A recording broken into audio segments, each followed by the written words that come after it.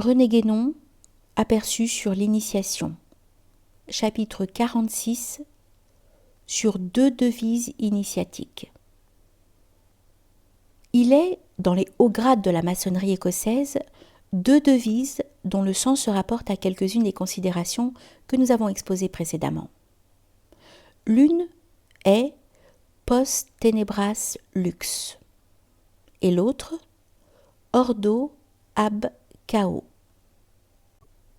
Et à vrai dire, leur signification est si étroitement connexe qu'elle est presque identique, bien que la seconde soit peut-être susceptible d'une application plus étendue. Petite note. Si l'on prétend que, historiquement, cette devise Ordo ab Chaos a simplement exprimé tout d'abord l'intention de mettre de l'ordre dans le chaos, des grades et des systèmes multiples qui avaient vu le jour pendant la seconde moitié du XVIIIe siècle, cela ne constitue nullement une objection valable contre ce que nous disons ici, car il ne s'agit en tout cas, que d'une application très spéciale, qui n'empêche point l'existence d'autres significations plus importantes. Fin de la note. Elles se réfèrent en effet l'une et l'autre à l'illumination initiatique. La première directement et la seconde par voie de conséquence, puisque c'est la vibration originelle du fiat lux qui détermine le début du processus cosmogonique par lequel le chaos sera ordonné pour définir, pour devenir le cosmos. Les ténèbres représentent toujours, dans le symbolisme traditionnel, l'état des potentialités non développées qui constituent le chaos. Petite note. Il y a aussi un autre sens supérieur du symbolisme des ténèbres, se rapportant à l'état de non-manifestation principielle. Mais nous n'avons à envisager ici que le sens inférieur et proprement cosmogonique. Fin de la note. Et corrélativement, la lumière est mise en rapport avec le monde manifesté, dans lequel ces potentialités seront actualisées, c'est-à-dire le cosmos. Cette actualisation étant déterminée ou mesurée à chaque moment du processus de manifestation, par l'extension des rayons solaires partis du point central où a été proféré le fiat lux initial. Petite note. Le mot sanskrit loka, monde, dérivé de la racine lok, qui signifie voir, a un rapport direct avec la lumière, comme le montre d'ailleurs le rapprochement avec le latin lux. D'autre part, le rattachement du mot loge à loka, possible vraisemblablement par l'intermédiaire du latin locus, qui est identique à celui-ci, est loin d'être dépourvu de sens, puisque la loge est considérée comme un symbole du monde ou du cosmos. C'est proprement par opposition aux ténèbres extérieures qui correspondent au monde profane, le lieu éclairé et régulier, où tout se fait suivant le rite, c'est-à-dire conformément à l'ordre, rita. Fin de la note.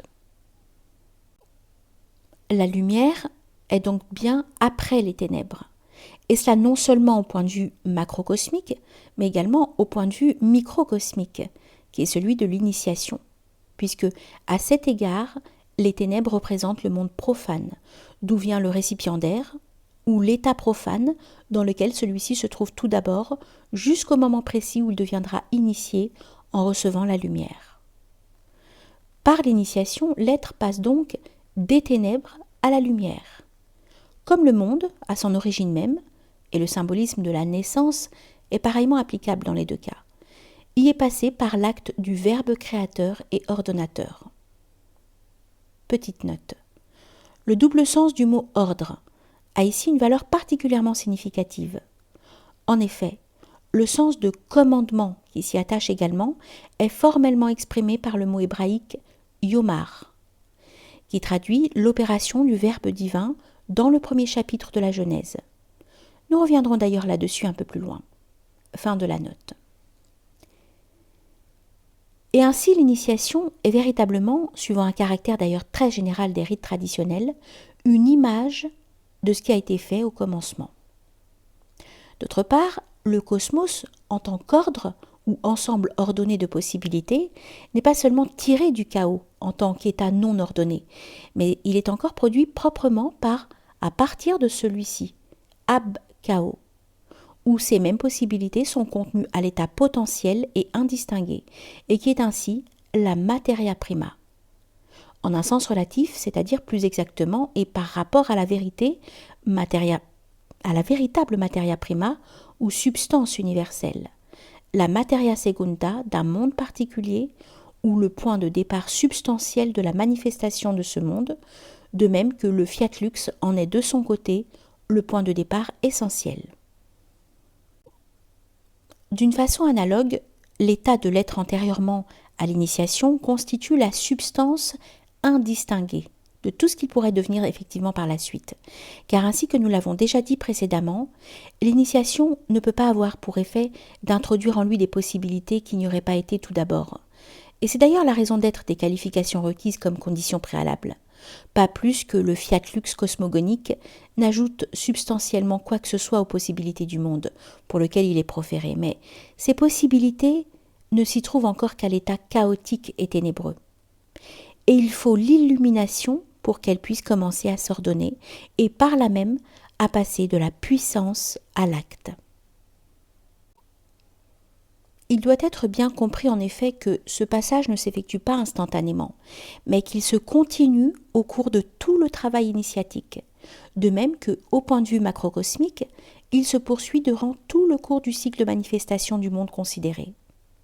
Le cosmos ou l'ordre n'existe encore que virtuellement du fait du fiat lux initial, qui en lui-même doit d'ailleurs être regardé comme ayant un caractère proprement intemporel, puisqu'il précède le déroulement du cycle de manifestation et ne peut donc se situer à l'intérieur de celui-ci. Et de même, l'initiation n'est que virtuellement accomplie par la communication de l'influence spirituelle dont la lumière est en quelque sorte le support rituelique. Les autres considérations que l'on peut encore déduire de la devise Ordo ab Chao se rapportent plutôt au rôle des organisations initiatiques à l'égard du monde extérieur. Puisque, comme nous venons de le dire, la réalisation de l'ordre, en tant qu'elle ne fait qu'un avec celle de la manifestation elle-même dans le domaine d'un état d'existence tel que notre monde, se poursuit d'une façon continue jusqu'à l'épuisement des possibilités qui y sont impliquées. Épuisement par lequel est atteinte l'extrême limite jusqu'où peut atteindre la mesure de ce monde. Jusqu'où peut s'étendre la mesure de ce monde. Tous les êtres qui sont capables d'en prendre conscience doivent, chacun à sa place et suivant ses possibilités propres, concourir effectivement à cette réalisation, qui est aussi désignée comme celle du plan du grand architecte de l'univers, dans l'ordre général et extérieur, en même temps que chacun d'eux, par le travail initiatique proprement dit, réalise en lui-même, intérieurement et en particulier, le plan qui correspond à celui-là au point de vue microcosmique. On peut facilement comprendre que ceci soit susceptible dans tous les domaines d'applications diverses et multiples. Ainsi, en ce qui concerne plus spécialement l'ordre social, ce dont il s'agit pourra se traduire par la constitution d'une organisation traditionnelle complète, sous l'inspiration des organisations initiatiques qui, en constituant la partie ésotérique, seront comme l'esprit même de tout l'ensemble de cette organisation sociale. Petite note. C'est ce qui, en connexion avec la devise dont nous parlons présentement, est désigné dans la maçonnerie écossaise comme le règne du Saint-Empire, par un souvenir évident de la constitution de l'ancienne chrétienté, considérée comme une application de l'art royal dans une forme traditionnelle particulière. Fin de la note. Et celle-ci représente bien en effet, même sous le rapport exotérique, un ordre véritable, par opposition au chaos, représenté par l'état purement profane auquel correspond l'absence d'une telle organisation. Nous mentionnerons encore, sans y insister outre mesure, une autre signification d'un caractère plus particulier, qui est d'ailleurs liée assez directement à celle que nous venons d'indiquer en dernier lieu, car elle se réfère en somme au même domaine. Cette signification se rapporte à l'utilisation, pour les faire concourir à la réalisation du même plan d'ensemble, d'organisations extérieures, inconscientes de ce plan comme tel, et apparemment opposées les unes aux autres, sous une direction invisible, unique, qui est elle-même au-delà de toutes les oppositions. Nous y avons déjà fait allusion précédemment, en signalant que ceci avait trouvé son application d'une façon particulièrement nette dans la tradition extrême orientale. En elle-même, les oppositions, par l'action désordonnée qu'elles produisent, constituent bien une sorte de chaos, au moins apparent, mais il s'agit précisément de faire servir ce chaos même, en le prenant en quelque sorte comme la matière sur laquelle s'exerce l'action de l'esprit représenté par les organisations initiatiques de l'ordre le plus élevé et le plus intérieur, à la réalisation de l'ordre général. De même que dans l'ensemble du cosmos, toutes les choses qui paraissent s'opposer entre elles n'en sont pas moins réellement en définitive des éléments de l'ordre total. Pour qu'il en soit effectivement ainsi, il faut que ce qui préside à l'ordre remplisse, par rapport au monde extérieur, la fonction du moteur immobile. Celui-ci se tenant au point fixe, qui est le centre de la roue cosmique, est par là même comme le pivot autour duquel tourne cette roue, la norme sur laquelle se règle son mouvement. Il ne peut l'être que parce qu'il ne participe pas lui-même à ce mouvement, et il l'est sans avoir à y intervenir expressément, donc sans se mêler en aucune façon à l'action extérieure, qui appartient tout entière à la circonférence de la roue. Petite note. C'est là la définition même de l'activité non agissante de la tradition taoïste, et c'est aussi ce que nous avons appelé précédemment une action de présence. Fin de la note. Tout ce qui est entraîné dans les révolutions de celle-ci n'est que modification contingente qui change et passe. Seul demeure ce qui, étant uni au principe, se tient invariablement au centre, immuable comme le principe même.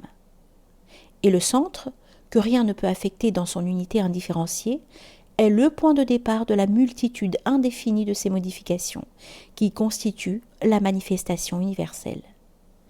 Et il est aussi en même temps leur point d'aboutissement, car c'est par rapport à lui qu'elles sont toutes ordonnées finalement, de même que les puissances de tout être sont nécessairement ordonnées en vue de sa réintégration finale dans l'immutabilité principielle.